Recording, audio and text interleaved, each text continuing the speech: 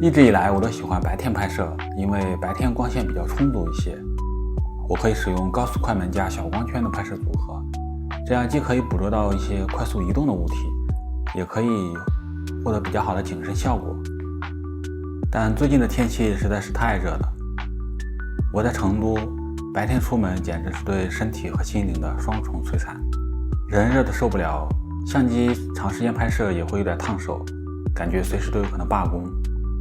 所以最近我只能把拍摄时间改到晚上，这样一个改变导致我的拍摄完全就不一样了。晚上的光线肯定不如白天那么充足，所以我就得调整我的相机设置。以前那些高速快门小光圈的拍摄方式就完全不合适了，现在我只能选择用比较慢的快门速度和比较大的光圈。刚开始的时候我还挺不习惯的，因为快门速度比较慢意味着手一抖照片就糊了，手持拍摄的难度直线上升。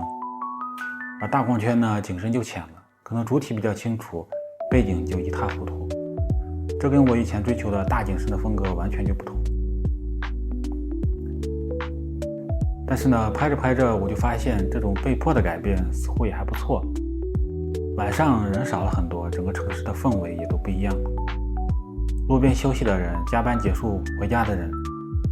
还有那些路灯、霓虹灯、橱窗的灯光，在夜晚的映衬下都显得格外的迷人。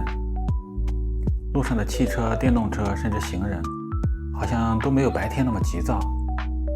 感觉整个城市温和了很多。所以虽然是天气太热导致我不得不在晚上拍摄，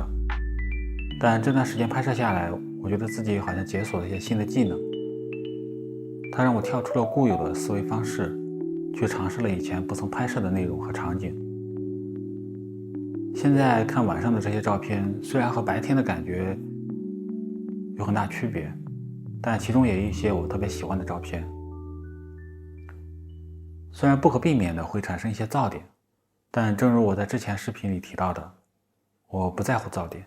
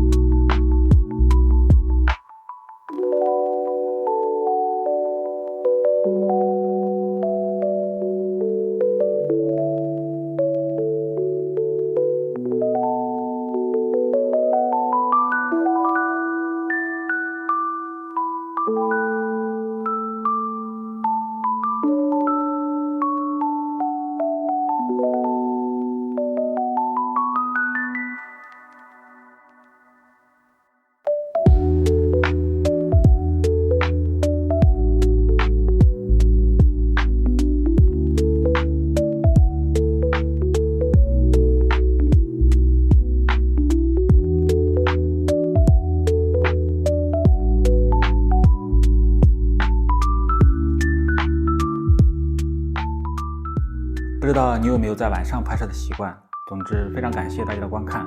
如果喜欢，欢迎大家订阅我的频道。生活愉快，再见。